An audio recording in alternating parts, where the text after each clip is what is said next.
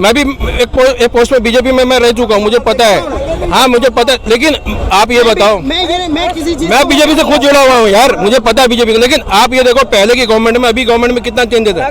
जो पहले बीजेपी जो करती थी उनकी पॉलिसी देखो, पहले बीजेपी सिर्फ 5% जीएसटी लेती थी पहले, 2004 की पहले की बात है।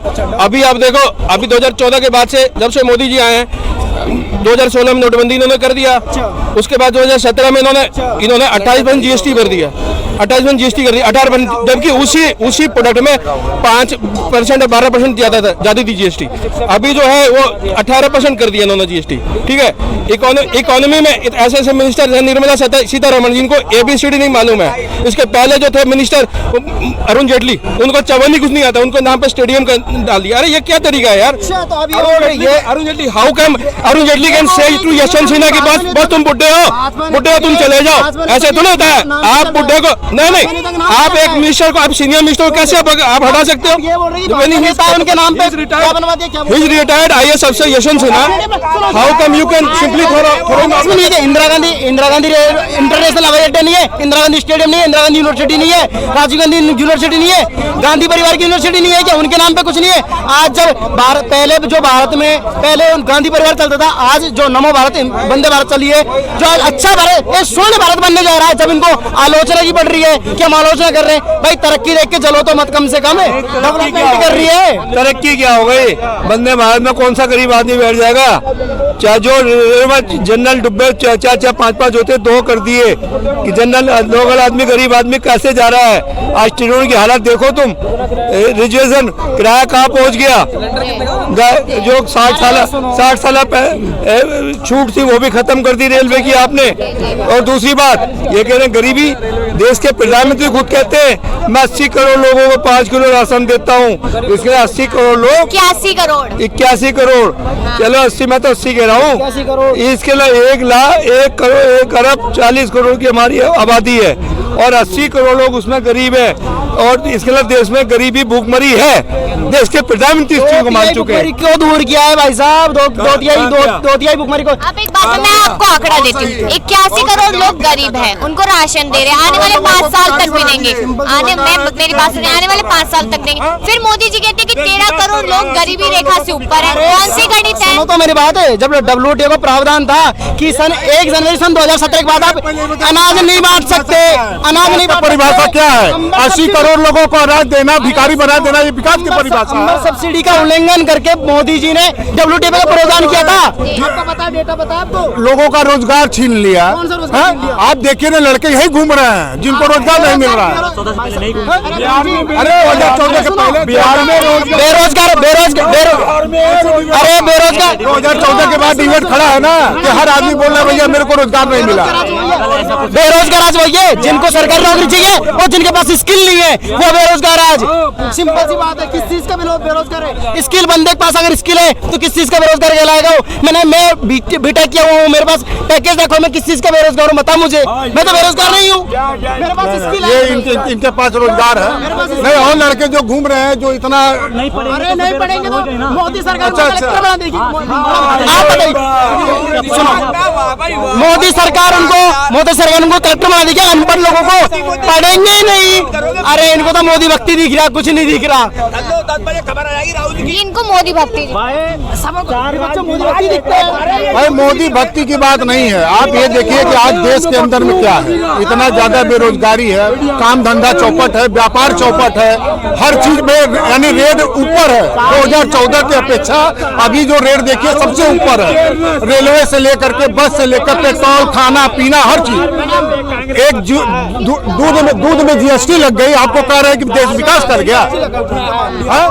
सुनो मेरी बात आप। हाँ जी बोलो। इनकम तो चाहिए इनको 3000 रुपए की और खर्चा चाहिए इनको 30 रुपए का। सिंपल सी बात, यही चल रहा है। ये चल क्या रहा है? मैं कह रहा हूँ देखिए, मैं कह रहा हूँ आप मोदी सरकार से पूछो उन्होंने कितने काम किए हैं। मैं आपसे पूछूंगी, मैं जनता से पूछूंगी। जनता से पूछोगे तो हम तो बोल ही रहे हैं काम किया है, किसने नहीं कहा काम किया। क्या किया है वो बताइए। बहुत किया है, इसको छोड़ के क्या किया है ये बताइए। विदेश नीति अच्छी की है, चलो एक काम तो इन्होंने ये बता दिया, नेशनल सिक्योरिटी एक तो मजबूत की गई, दूसरा हमारे जो रोड एंड हाईवेज इंफ्रास्ट्रक्चर है उसको बहुत कंट्रोल किया है, एक्सप्रेसवे नए नए बहुत बने हैं, उससे हमारे एक तो टैक्स भी खूब बच रहा है। हम जो रोड हर टैक्स, थोड़ी देर में टोल टैक्स है, हर 5 किलोमीटर बाद टोल टैक्स है, हाईवे पे भी। अच्छा चलो एक चीज बताओ, आज एक सबसे बड़ा बन रहा है DMIC project, Delhi Mumbai industrial corridor. अब उसको देखो, अभी 1200 किलोमीटर उससे हमारा आना जाना आवागमन रहेगा दिल्ली मुंबई एक्सप्रेसवे से, और 1450 पहले था। वहाँ सिर्फ गाड़ियाँ चलेगी, ना तो बाइक चल सकती, ना स्कूटर चल सकते, ना बस चल सकते, ना 3 व्हीलर चल सकते। मेरे पास गाड़ी नहीं है, मैं कैसे जाकर आया हूँ, मैं जयपुर से 200 के होते हुए आया हूँ, और उसमें बस भी जा रही है, गाड़ी भी जा रही है, ट्रक भी जा रहे हैं, सब कुछ जा रहा है। एक्सप्रेस वे पे बस अलाउ ही नहीं है सर, बस अलाउ ही नहीं है। बस से आया हूँ, हाँ, मैं प्राइवेट बस से आया हूँ, बस अलाउ ही नहीं है। बस अलाउ हुआ है अभी फिलहाल, तो मैं तो जाकर आया हूँ, मैं दूसरे की नहीं कह सकता। और उसमें स्पीडोमीटर तक दे रखा है, अगर उसमें ग्रीन स्पीडोमीटर में अगर ग्रीन में लिखा हुआ आ गया तो आपका चालान नहीं है, लेकिन रेड में आ गया तो आपका चालान तक कट जाएगा तुरंत ही, ये समझिए। अच्छा, वो इतना हाईटेक बना है। चलिए आप जिस रोड से आ रहे हो वहाँ पे बस चलती होगी, क्योंकि हमने जो देखा वहाँ पे बस नहीं चलती। नहीं, हम तो जाकर आए हैं जी, हम भी दो just बार अभी आए हैं सोना रोड से, हम लोग खाटू श्याम जी जाते हैं, जयपुर से होते हुए आते हैं, तो मेरे को पता है। और काम बताइए। रोड इंफ्रास्ट्रक्चर बड़ा है, देश में सबसे बड़ा सोलर पावर प्लांट बना है बादला में, राजस्थान में। इंडिया ने ये, मोदी जी ने ये टारगेट दिया है नेट 2070 तक हम नेट जीरो पे पहुंच जाएंगे। वो ऐसे तो कंप्लीट नहीं हो जाएगा ना, आगे हमारा जैसे जैसे इंडस्ट्रियलाइजेशन बढ़ेगा वैसे हमारी कार्बन एमिशन भी बढ़ेगा, लेकिन 2070 तक हम उन्हें कंट्रोल कर लेंगे। ये टारगेट वर्ल्ड वाइड भी लोगों को बहुत मुश्किल लग रहा है, लेकिन इंडिया में वो पूरा होते हुए नजर आ रहा है। अभी तक के आज के जो हमारे टारगेट है वो हम कंप्लीट कर पा रहे हैं। और जो जमीनी स्तर के मुद्दे हैं उनका क्या हाल है? आप मुद्दे बताइए। मुद्दे हैं यहाँ पर रोजगार का, महंगाई का, महिला सुरक्षा का, यहाँ पर तमाम मुद्दे हैं। मोदी सरकार ने ये बोला था 2 करोड़ हम रोजगार देंगे साल में। आपको बोला जाता है कि कितने गवर्नमेंट वो दी है, 7 लाख दी है, 7,22,000 जो भी आंकड़ा है वो आप निकालते हो, लेकिन आप इनडायरेक्ट नहीं देखते हो रोजगार। इनडायरेक्ट रोजगार भी तो मिल रहा है जहाँ पे काम हो रहा है। आप समझ लो जैसे हम पावर प्लांट का ले लेते हैं, या फिर हम सोलर पावर प्लांट का ले लेते हैं कोई, अब जहाँ पे जिस जगह पे हमारा हो रहा है।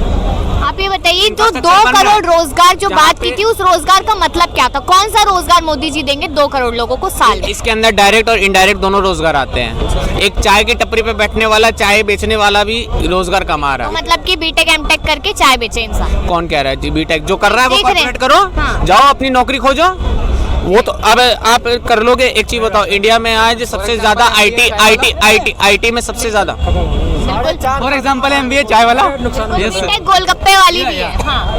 I can not say anything. नहीं, आज हम आईटी के बारे में सोचते हैं, हमारे इंडिया, अब बाहर वाले क्या कर रहे हैं, इंडिया वाले इतने ज्यादा आईटी में आगे निकल रहे हैं, सीए इतने सारे निकल रहे हैं, अब वो कहीं ना कहीं तो एडजस्ट होने में टाइम लगेगा ना। अचानक से आप बोलो कि प्लेसमेंट तुरंत मिल जाता है, ऐसे जरूरी नहीं है। या तो 9 साल हो कैंसिल चुके कर हैं, दोगे तो 9 साल हो चुके हैं, तो प्लेसमेंट तो मांगेगा ही ना इंसान 9.5 साल में। बात नहीं है कि 9.5 साल में खाली बैठे हैं लोग, उन्होंने पकड़ी भी है, नौकरी भी पकड़ी है, और जॉब चेंज भी करी होगी। बोलेंगे आप? ये जो बोल रहे हैं भाई साहब, कहते हैं ना जैसा राजा वैसी प्रजा। अब झूठा राजा झूठी प्रजा। डेवलपमेंट इतना इन्हें दिख नहीं रहा। भाई हंगर इंडेक्स में इंडिया कहाँ है, बेरोजगारी में कहाँ है? जवाब मैं देता हूँ।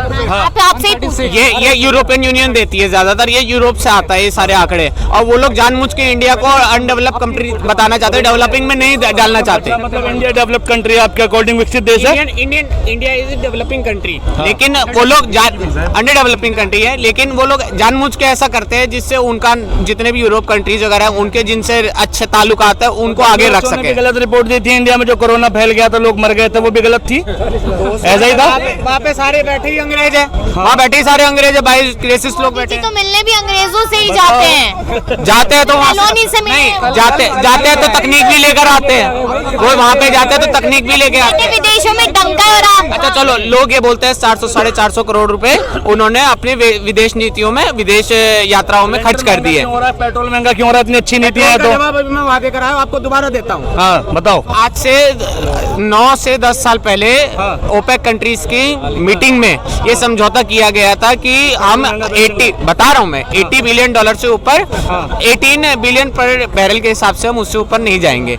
लेकिन रशिया बीच में कूद गया, रशिया ने रेट गिराता गया, वो कितना पहुंचा दिया, $2 प्रति बैरल के हिसाब से उसने पेट्रोल पहुंचा दिया।